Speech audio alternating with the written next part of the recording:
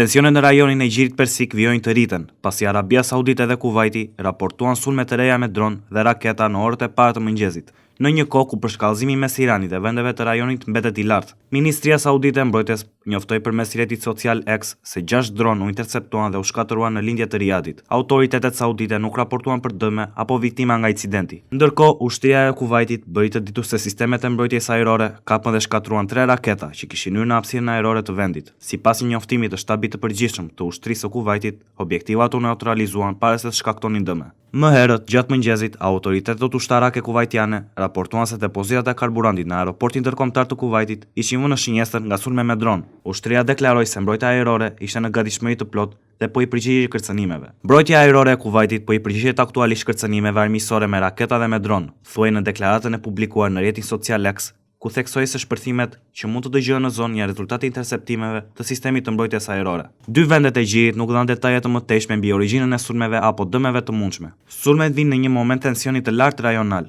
pasi gjatë javës së fundit Irani ka ndërmarrë sulme ndaj disa vendeve arabe, ku Shtetet e Bashkuara të Amerikës kanë baza ushtarake. Në përgjigje të operacioneve ushtarake të ndërmarra nga Shtetet e Bashkuara të Amerikës dhe Izraeli kundër objektivave iraniane, presidenti iranian Masoud Pezeshkian deklaroi se Teherani është i gatshëm të ndalojë sulme ndaj vendeve fqinje, për sa kohë që nga territori i tyre nuk ndërmerren sulme kundër Iranit. Ai gjithashtu kërkoi falje për incidentet e fundit, duke theksuar se ato ishin pasojë e një situate të paqartë brenda forcave të armatosura, pas vrasjes së disa komandantëve të lartë, çka sipas tij çoi në veprime të pavarura nga disa njësi ushtarake.